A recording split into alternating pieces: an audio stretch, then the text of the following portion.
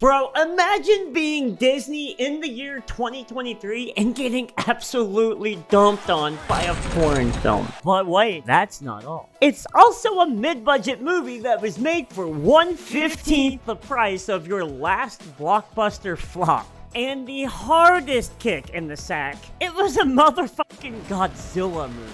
How did this happen? We're smarter than this. But why did this little foreign film that could end up toppling a monolithic empire on top of capturing the hearts of audiences worldwide? Well, let's bow in and find out just how Godzilla destroyed Disney.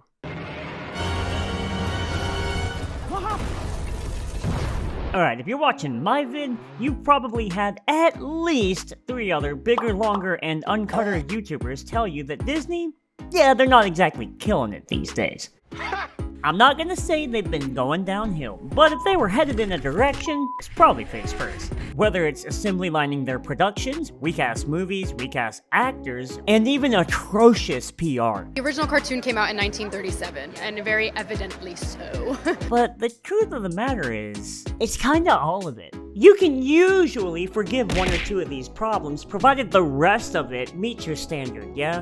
But for my money's worth, which sure as fuck ain't going to Disney, I think the real problem starts with their approach when it comes to making entertainment now. Even though this isn't really a Disney exclusive thing, it may as well be part of the brand now. Don't know about you guys, but I can't wait to see what the financial disappointment ride looks like. You know, dude, if there's one thing that martial arts has taught me, it's that if you keep failing, sometimes you just gotta change up your approach. Especially if you keep failing the same way, right? Maybe stop throwing rocks all the time and mix in a little scissors. And I'm not saying that taking up Kung Fu would help Disney, but I'm also not saying it wouldn't. Dude, it's like you went from playing checkers to chess, and you're still asking people to king you. That's not how the game works, man. Because you guys keep making the same play with different people. And no, you can't just buy a fancier board to fix a fundamentally flawed game plan. Because this is what the game plan looks like for a new Disney flick nowadays. Step 1, own intellectual property. If not, then buy it. Step 2, schedule a film nobody asked for because you own said property. Step 3, hire a low to mid-tier director and or writer that is easily pushed around. Step 4, throw just all of the money at the project, but make sure to underpay everyone who is not in front of the camera. Step 5, micromanage said film into the ground. And step 6, blame it on the audience when it fails. Of course, feel free to swap out the word film or movie with show or cartoon at any point. Now, believe it or not, some of these flaws are just how the movie-making machine works, and it's not exactly a Disney-only symptom. Hell, even Godzilla Minus 1 started with a studio demand first. For the sake of simplicity, we're just gonna compare all of Godzilla Minus 1's production to the Marvels from here on out. For starters, even though both of these movies have simulcast the role of writer-director, one of these 2 directors has a bit more pedigree than the other. But even though Yamazaki here may have directed 3 times as many films as DaCosta did, I'm gonna be real with you, both their track records are mid as and that's not entirely a bad thing. After all, what's the point in a rating system if everything below an 8 is treated like a 2? All I'm trying to say is that I personally feel like neither one of these directors were fully prepared for the responsibilities that came along with their respective blockbuster. But everything changes when you look at what these 2 decided to do with the pieces they were given.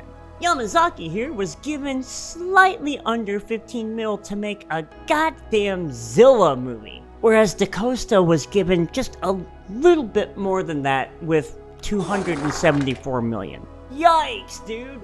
What did you do with that money? And it's gone. You know what? Fuck the script.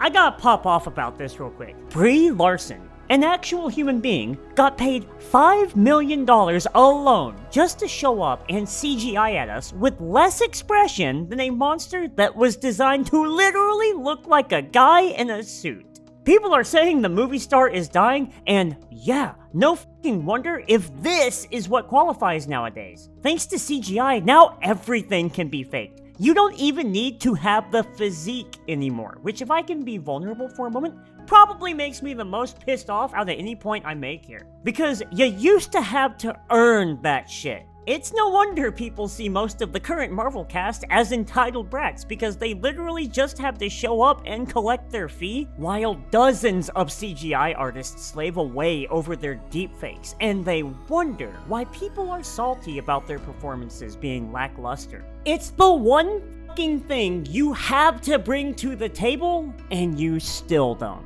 Okay, I'm done ranting on about that, and I think it's very important and fair to point out that Japan's movie industry has a severe lack of labor unions, and the conditions on -1 were undoubtedly poor in some areas. But devil's advocate here, let's just say that they quadrupled the budget to accommodate for a safer workplace and better wages. You're still coming in under $70 million for the whole thing. Hollywood has seriously got to learn some restraint, because let's look at the stories these two movies told. So Godzilla -1 opted to be a period piece dealing with survival's guilt in post-war Japan. And Godzilla is a literal monster from the main character's past. And after saying all of this out loud, yeah, that sounds like a slam jam to me. Meanwhile, The Marvels is all about how we view our heroes, while also dealing with a revolutionary that wants revenge on the lead character because she incited a civil war on her home planet. And again, on paper, that should have been great. The only problem is that both of these kinds of plots rely on the main character struggling, and you can't really have your main character struggle, if you don't give your main character anything to struggle with. Because the Marvels kinda missed that little detail.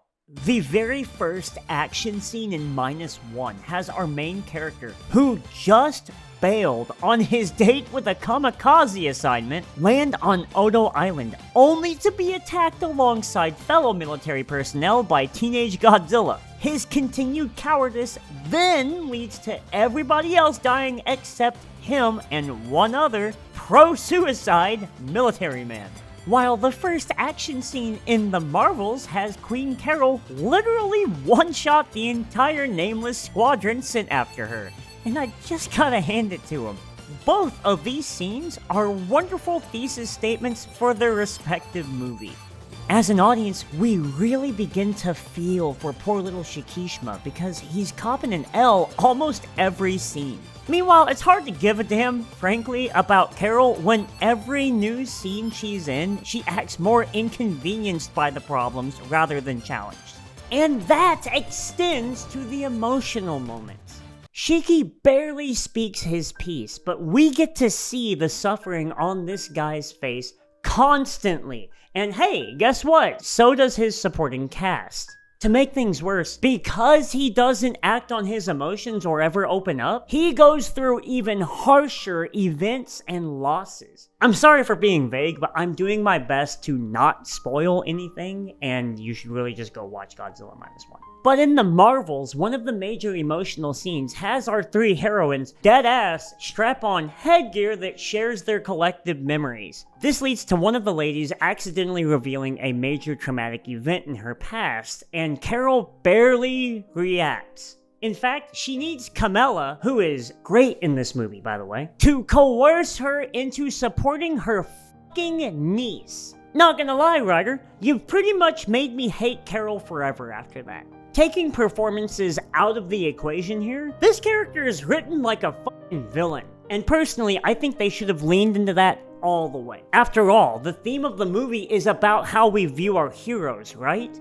Let's discuss CGI real quick. Listen, CGI has finally gotten to the point where it's kinda capping out on just how realistic it can look again. And for both of the movies, the CGI looks fine. The issue is that both of the movies' action also happens to revolve around the usage of it. And that's where the issues show up, for at least one of these movies. In -1, even though some shit is really silly, all of their action is still character-driven and pretty damn logical given their resources and time period.